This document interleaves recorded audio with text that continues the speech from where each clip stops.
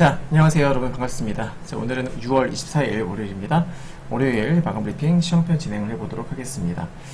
자, 오늘 시장 분위기 좋지 않았습니다. 네, 코스닥은 보시면 전체의 한 75%가 하락을 했고요. 코스피도 전체 70% 가깝게 하락을 했습니다. 정말 재미가 없었죠. 네. 원달러 환율 보시면은 이거 제가 지속적으로 말씀드렸던 부분인데, 제가 계단식 상승뷰 말씀을 드렸잖아요.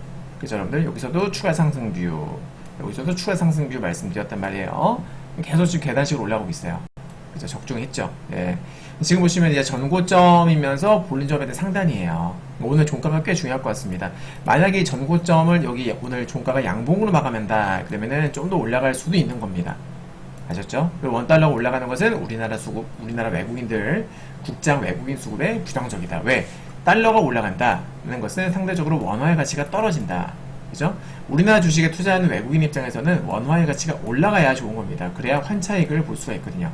네, 아무튼 원달러가 올라가면 좋지 않다라는 거 참고하시기 바라겠고, 주봉 같은 경우에는 단기 고점 부근이에요. 여기 검정색 라인 보세요. 고점, 여기 고점. 근데 지금도 이제 그 근처까지 왔어요. 맞죠? 그러니까 여기서 좀 더 이 라인을 돌파하기 위한 어떤 슈팅? 이 매물 테스트 정도는 나올 수 있다, 그 말입니다. 그래서 좀 더 추가 상승할 여력이 있어 보인다, 이렇게 보시면 될 것 같고요. 자, 수급 오늘 코스피 하루 종일 안 좋았습니다. 외국인들이 계속 팔았죠, 그죠? 5장에 좀 매수하긴 했습니다만 상관없어요. 의미 없고요. 마지막에 빠진 거는 요거는 이제 그 블락딜 수급이에요. 네, 삼성전자 블락딜 수급이고요. 시장에 영향을 미치는 수급은 아니기 때문에 이런 건 무시하시면 되겠습니다. 코스닥도 마찬가지. 코스닥도 막판에 이 대량 수급은 요거는 이제 3천당 제약이라든지 일부 종목들 블락딜 수급이 잡힌 거기 때문에 요거 무시하시면 된다. 그래서 장중에 영향을 미치는 수급 딱 여기까지예요. 알겠죠, 여러분들?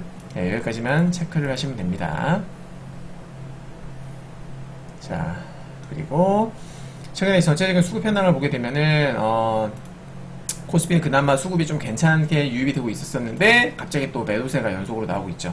그죠? 네, 그러니까 수급에도 분명히 추세가 있다 말씀을 드렸는데, 이 수급의 추세가 바뀌는 건 아닌지 우리가 좀 지켜봐야 된다, 눈여겨볼 필요가 있겠다 말씀을 드리겠고, 코스닥은 지금 계속 퐁당퐁당해요. 지금 눈치를 보는 것 같아요. 자, 아래 화면 보시게 되면은 여기 나오는 수급은 뭐 블락딜 수급이 다 포함된 거예요. 그래서 제가 이 표를 따로 작성을 하는 겁니다. 네, 여기는 블락딜 수급이 포함되어 있지 않아요. 그래서 근데 이제 요것만 봤을 적에는 어떻습니까?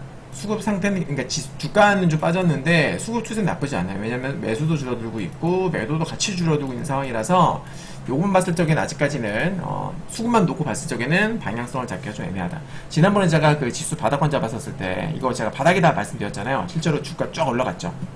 그죠? 수익력이 아주 좋은 구간 나왔단 말이에요. 네.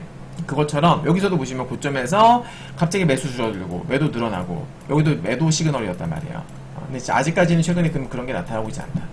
조만간 제가 봤을 때는 대량의 매수 아니면 대량의 매도 하나 나올 수가 있다, 그 말입니다. 좀 지켜봐야 되겠고요. 그 수급이 방향성, 여기 방향성을 좌우할 수 있다라는 거 설명드리고요. 코스피는 고점에서 지금 빠지고 있는데 안 좋아요. 왜냐면 매수도 줄어들고 있고 매도도 늘어나고 있거든요.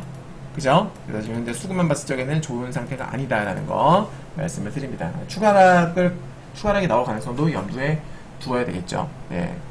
자, 국내 증시 분석입니다. 코스피인데요. 제가 지난번에 여러분들께 캡처가 왜 안 돼 있지? 캡처가 안 돼 있네요. 잠시만요. 금방 캡처하겠습니다. 네. 금방 합니다.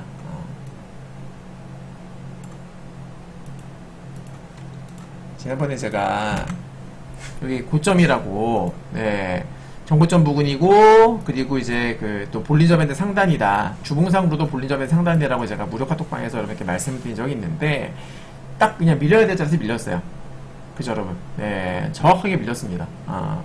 밀리기 딱 좋은 자리였던 거거든요.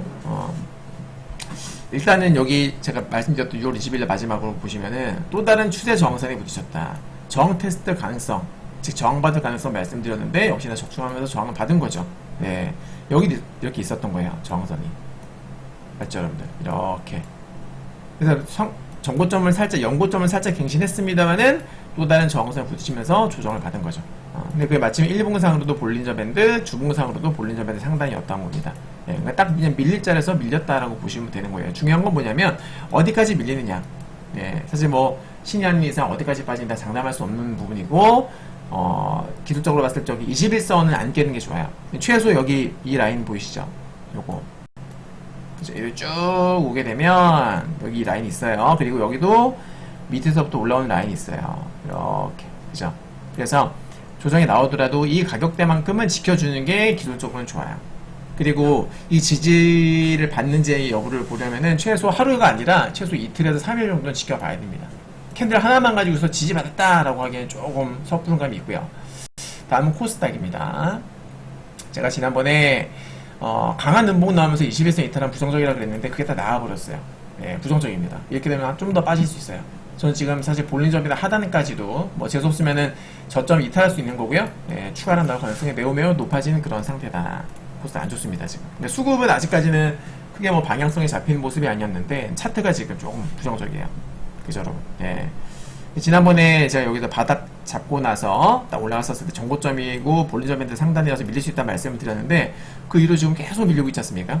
그죠? 안타깝게도 너무 구립니다. 미증시라든지 이런 거 보다가 우리 국장을 보면 토가 나오죠. 네. 근데 제가 무료 강의도 올려드렸는데 사실 지수는 안 좋지만 네, 우리 정 의원님들은 꾸준하게 수익이 나오고 있거든요. 그러니까 결국 시장이 안 좋아도 가는 놈은 가요. 시장이 너무 안 좋아도 진짜 너무 안 좋지만 좋은 종목들은 있습니다. 추세 좋고 아주 이쁜 흐름을 보이는 종목도 있기 때문에 결국 종목 선정이 관건이야. 어떤 종목을 선택을 하느냐. 무슨 말인지 아셨죠? 네, 그게 관건이다 이렇게 보시면 되겠고, 이슈 분석. 자, 이번 주 금요일날 PCE 발표 있습니다. CPI와 PPI가 잘 나왔기 때문에 이번 PCE에 대한 기대감도 커진 상황이다. 그죠? 네. 물론 뭐 PCE가 낮게 나오게 되면은 호재이긴 한데 제가 지속적으로 말씀드렸다시피 사실 이제 이때까지 우리가 물가지수에 집착했던 이유는 금리 인하, 금리 인하에 대한 어떤 컨빅션을 가지기 위해서, 확신을 가지기 위해서 물가지수에 집착을 했던 거예요. 근데 이제 금리 인하는 거의 기정사실화 됐거든요. 맞죠? 여기서 우리에게 필요한 건 뭐다? 물론 물가가 계속 안정적으로 낮아지는 것도 물론 중요하지만 예전만큼 큰 감동은 없다 그 말이에요. 맞죠? CPI 진짜 말 안 됐던 CPI도 꺾이기 시작을 했고, 맞죠? PC는 원래부터 좀 안정적이었어요. PC는 원래 안정적이었고 말 안 듣는 게 CPI였었는데 CPI도 꺾이기 시작했단 말이에요. 그쵸 여러분? 네. 그래서 이제는 그 감동이 좀 덜 할 수 있다. 예전만큼 기대감이 크지 않다 그 말이에요.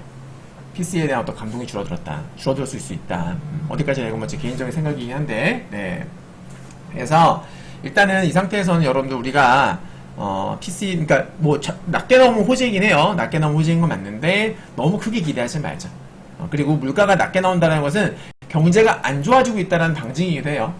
그걸 우리가 좀 염두에 둬야 됩니다. 예. 자, 그리고 요것도 제가 아까 우리 유료방에 올려드렸는데 지금 미국의 기업들 파산 속도가 빨라지고 있다. 자, 이 화면 또 먼저 보실게요. 이게 올해예요. 지금 올해 현재까지 나온 숫자인데 과거와 비교해 보십시오. 이건 연단입니다. 연단위로 나온 건데 여러분들 어떻게 돼요? 지금 보시면은 네, 그러니까 5월까지 봤을 때 네, 지금 상당히 빠른 속도예요. 그쵸? 맞죠? 상당히 빠른 속도로 지금 올라가고 있는 겁니다. 이거 심각한 겁니다. 경제 지표로만 잘 나오고 야 미국 경제 좋다 하고 있는데 지금 보면은 파산 기업이 엄청나게 빠르게 지금 증가하고 있다. 여기 보시면 올해 5월까지 규모가 큰 기업들 275개가 벌써 부도 선언을 했고, 이것은 2010년도 이후로 두 번째로 많은 수준이다. 올해 5월 달에만 62개 기업이 파산했는데 이는 2020년 이후로 월간 기준으로는 세 번째로 많은 수준이라고 합니다. 대부분의 파산은 임의 소비재. 요거는 곧 소비 둔화 경계 재료다. 네.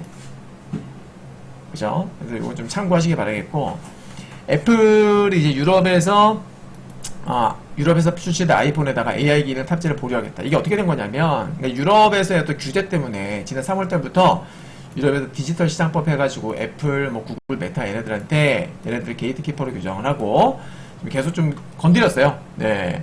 여기 보시면은 EU 집행위원회가 애플이 앱 개발자들에게 자사의 앱스토어 내 결제를 강요했다는 혐의로 법 위반 여부를 조사해왔다. 애플 입장에서 기분이 나쁠 수 있죠. 그래서인지 모르겠습니다만은 AI 기능을 배제한 AI 기능이 탑재된 핸드폰은 스마트폰을 유럽에 내놓지 않기로 했다라는 겁니다. 애플이 조금 이제 삐진 것 같아요. 자, 지난주에 나왔던 지표들 간단하게 보게 되면은 소매 판매가 2개월 연속으로 컨센서스 하회를 했고, 제가 미국 경제는 소비 중심 경제라고 말씀드렸습니다. GDP 70% 이상이 소비가 차지한다. 때문에 소매 판매가 매우 중요하거든요. 이게 지금 2개월 이상 컨센서스 하회를 했고요. 그리고 신규 실업수당 청구 건수가 4개월 연속으로 컨센서스 상회를 했다. 즉 실업자 수가 예상보다 4개월 연속으로 높게 나왔다 그 말이에요. 보시면 실업자가 꾸준히 계단식으로 올라가고 있다 이 말입니다. 좋지 않습니다. 그죠? 네. 경제가 안 좋아지면은 가장 먼저 기업들이 사람들을 자르기 시작을 하죠. 그죠? 그리고 지난달에 발표됐었던 실업률 4% 수준이었었고, 제가 지속적으로 말씀드리는 게 이때까지 우리는 물가가 낮아지는 거, 그러니까 good is bad, bad is good. 경제 지표가 좋게 나오면은 악재. 왜? 경제가 좋으면 금리를 내리지 않을 테니까. 반대로 경제 지표가 안 좋게 나오면 호재. 왜? 경제가 안 좋으면은 금리를 내릴 테니까. 여기에 포커스 맞춰서 썼다. 근데 이제는 금리 인하가 거의 확실시 됐다. 그럼 여기서 우리에게 필요한 건 뭐다? 여기서 중요한 건 뭐다? 이제 진짜 경제가 나빠졌느냐? 경제가 얼마나 나빠졌느냐? 만약에 금리 인하를 하기 전에 경제가 너무나 나빠진 상태가 돼버리면은 연준은 또다시 타이밍을 놓친 걸로 돼요. 그럼 악재가 된단 말이에요. 그죠? 예. 이게 제가 지난주부터 계속 지금 강조되고 있는 어떤 메커니즘의 변화, 그 부분입니다. 참고하시기 바라겠고. 자, Fear and Greed Index. 여전히 미증시는 여전히 고점이지만은 Fear 단계에 있습니다. 신저가를 낸 종목들이 그만큼 많다라는 거죠. 그러니까 일부 종목들, 시가총액 일부 상위 종목군들만 올라갔다. 그렇게 보시면 되는 거고. 요건 제가 저번에도 설명드렸습니다만은, 분기별 시가총액 변화율인데, 매그니피센트 7 이 종목들만 지금 계속 올라가고, 나머지, 그러니까 S&P 500에서 7종목을 제외한 나머지는 시총 변화가 거의 없는데, 일부 종목만 계속 올라간다 그 말이에요. 그죠? 예, 문제가 심각하죠 지금. 매우 비정상적인 시장이다라고 볼 수가 있는 겁니다. 이게 특히 지금 보시면은 지난 5월 초까지만 하더라도 괜찮았어요. 네, 근데 이제 5월 중순 이후부터 최근까지 지금 너무 지금 차이가 많이 벌어진 거죠. 분명히 이건 비정상적이에요. 정상이 아니다. 그죠? 예. 자, 국채금리 단기 과매도권에서 기술적 반등 나올 수 있다고 보고 있고요. 그리고 컨센서스는 똑같습니다. 금리나 컨센서스. 자, 이번 주에 봐야 될 거. 자, GDP. 이번 주에 1분기 확정치 나옵니다. 확정치 나오고요. 얘네들 총 3번인가 4번에 걸쳐 나오죠. 예비치, 확정치 나올 거고요. 그리고 신규 실업수당. 요것도. 그러니까 이제, 제가 원래는 요거 별로 관심있게 안 봤는데, 이제부터는 봐야 돼요. 네. 이제부터는 매주 이 변화, 추세에 대해서 좀 꾸준히 관심을 가지고 지켜봐야 됩니다. 그리고 개인 소비 지출, 물가 지수, 그죠? PC, 당연히 중요한 거고요.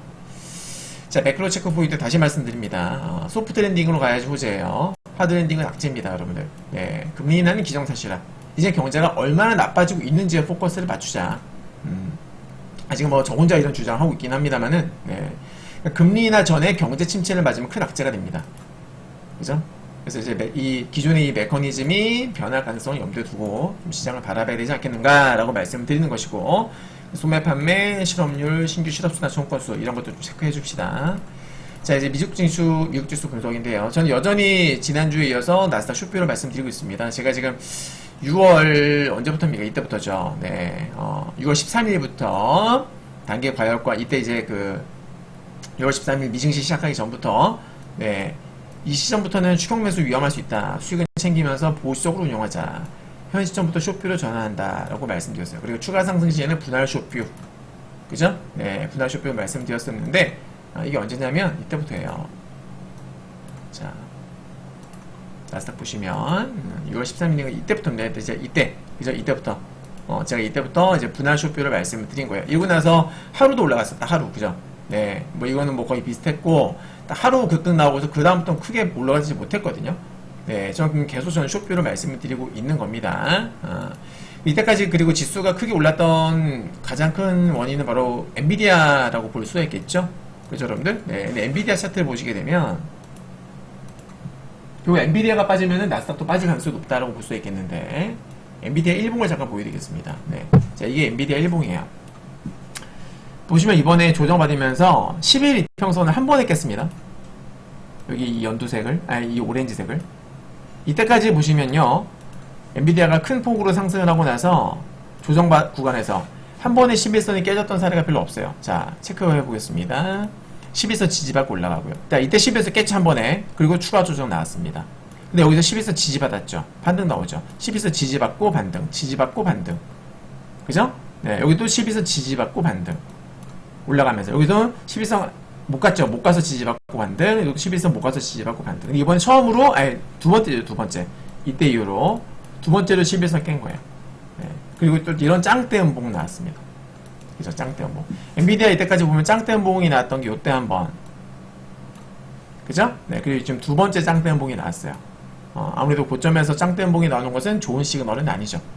실제로 이때 장대 음봉이 나오고 나서 이 고점을 넘기지 못하고서 추가 하락이 나왔던 거 보이실 겁니다. 그죠, 여러분? 네. 그래서 이번에도 저는 단기 고점 요거 넘기기 쉽지 않다고 봐요. 기록적으로 봤을 때. 그리고 요 추세선도 있는데 지금 이 추세선이 뭐냐? 자, 보시면 요거 이 저점과 이 저점, 이 저점. 그러니까 탄력 있는 아주 탄력적인 그 추세선인데 요거 지금 이탈을 했습니다. 이탈을 했고 또 이 고점, 이 고점과 이 고점. 이것도 저항선이죠. 왜냐면은 이거를 돌파하고서 이날 돌파했죠. 지지받고 올라가고. 이번에 깼죠. 깨고 나서 또 기존의 지지선이었으니까 이 저항선이 된 거예요. 이탈하면서 저항까지 받은 겁니다. 기술적으로는 지금 엔비디아가 빠지기 좋은 상태다. 그래서 엔비디아가 빠지면 나스닥 또 빠질 가능성이 매우 높다라고 저는 보고 있는 겁니다. 요즘 이해되셨죠? 네, 이렇게 보시면 될 것 같고. 자, 그래서 저는 여전히 나스닥 지수는 저는 숏뷰를 말씀을 드리고 있습니다. 네, 이렇게 말씀드리겠고요. 오늘 영상은 여기서 마치도록 하겠습니다. 감사합니다.